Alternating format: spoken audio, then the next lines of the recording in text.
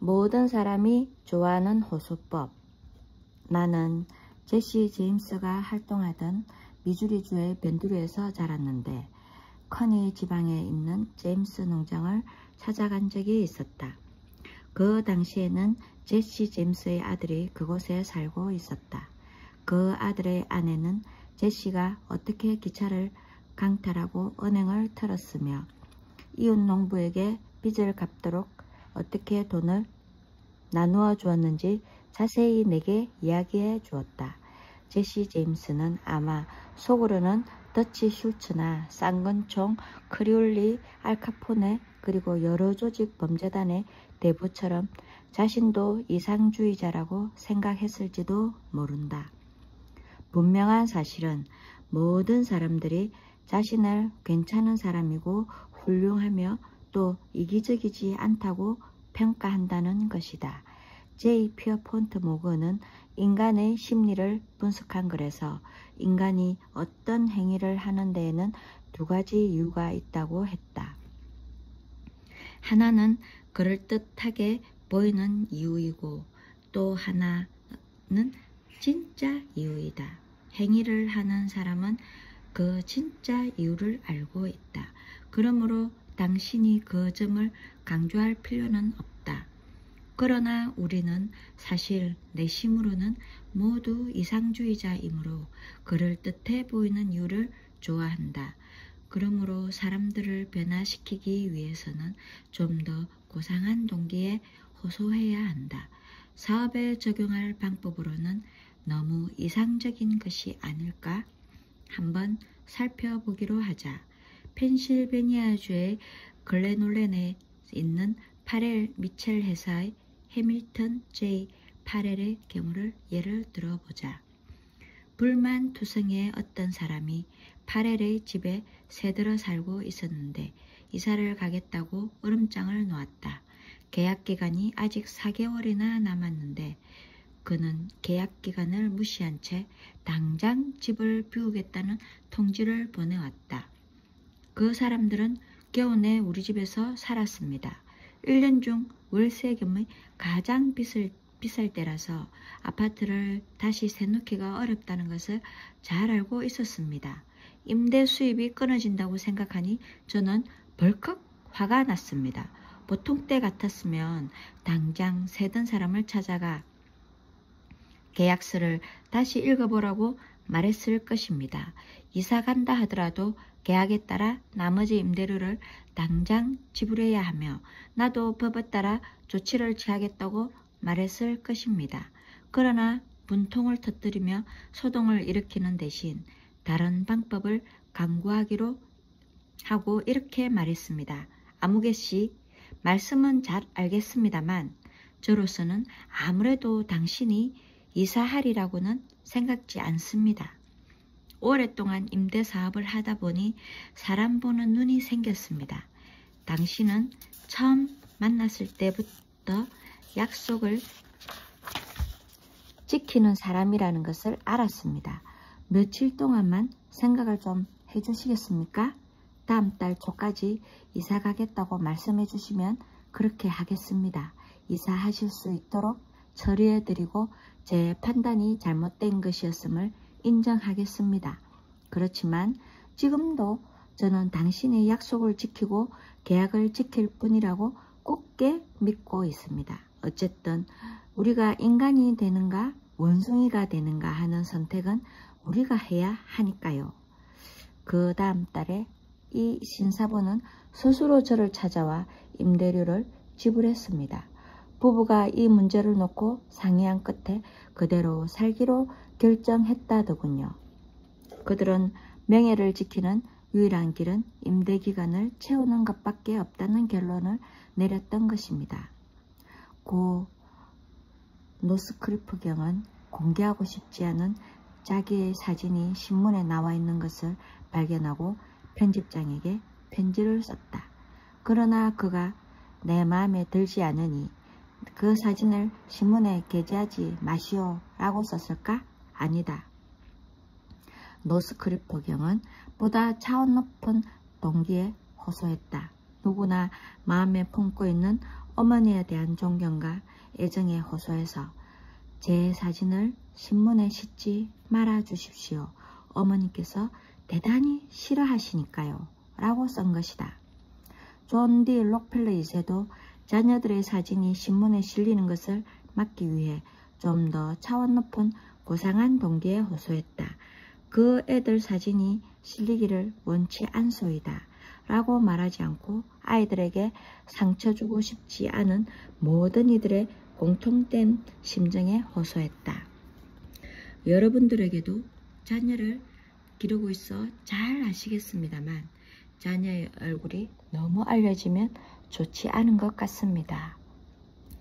메인주 출신의 가난한 소년인 사이러스 H.K. 커티스는 세터데이 이브닝 포스트지와 레이디스 홈 저널지의 경영주로서 후에 백만장자가 되었지만 초창기 시절에는 기고가들에게 다른 잡지사들만큼 원고료를 지불할 수가 없었다.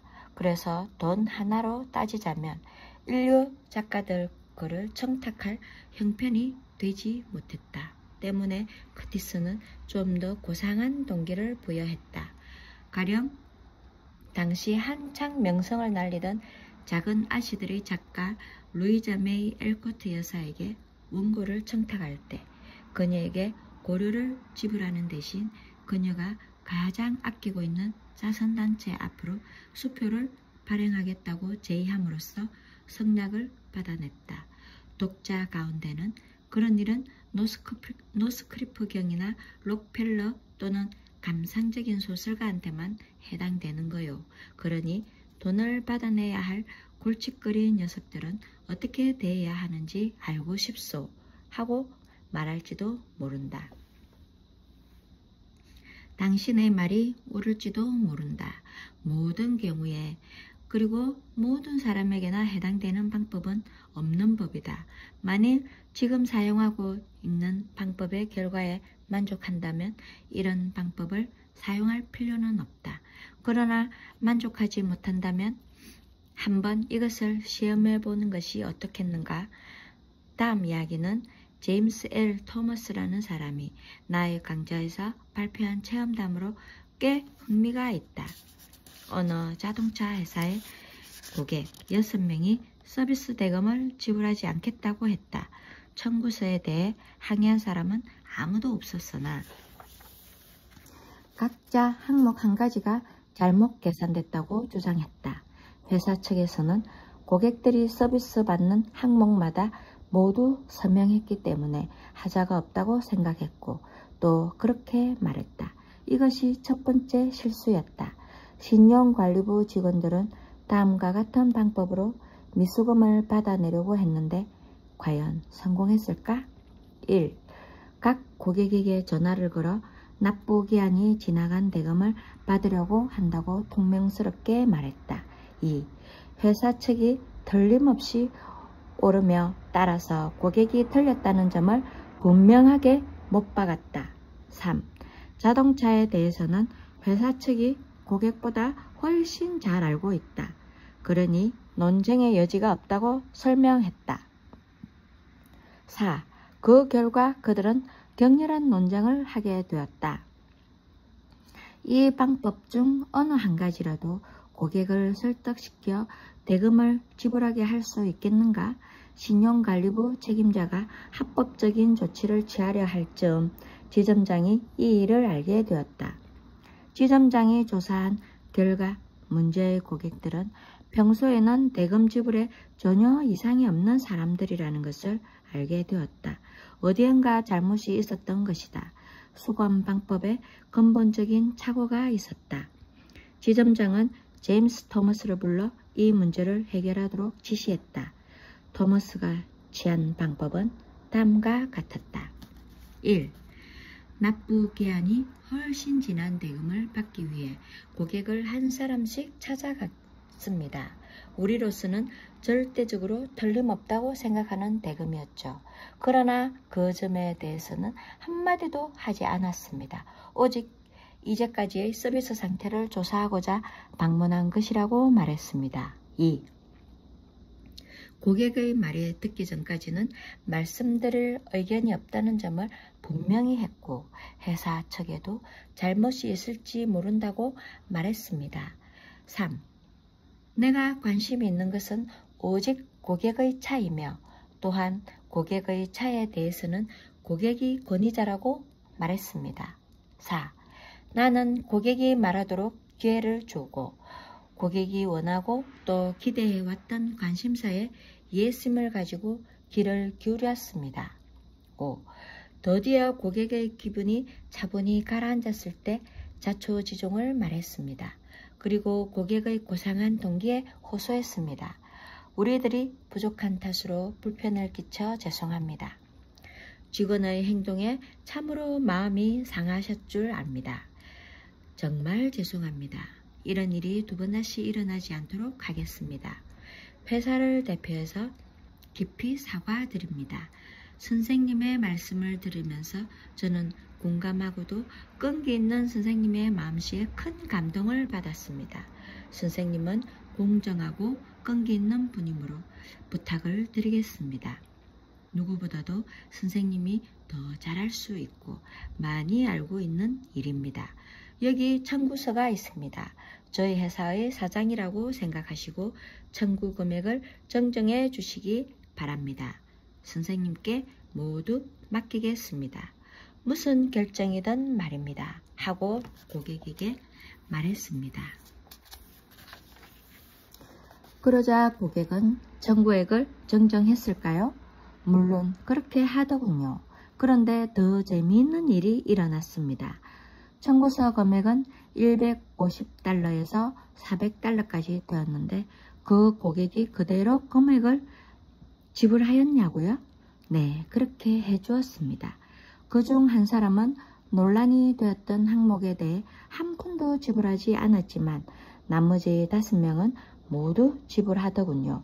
그런데 더 재미있는 대목이 여기에 있습니다. 그로부터 2년 후에 고객 6명 모두가 우리에게서 새 자동차를 구입한 것입니다. 토머스 씨는 이렇게 말한다.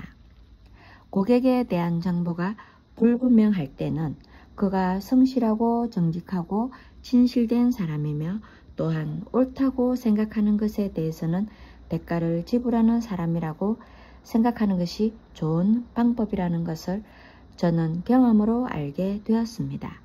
다시 말하면 인간은 정직하고 자신의 임무를 수행하기 원한다는 것입니다. 그것에 대한 예의는 비교적 적습니다. 사람을 속이는 사람이라도 상대로부터 마음으로 신뢰받고 정직하고 공정한 인물로 취급받으면 여간해선 부정한 짓은 할 수 없게 됩니다. 보다 고매한 동기에 호소하라.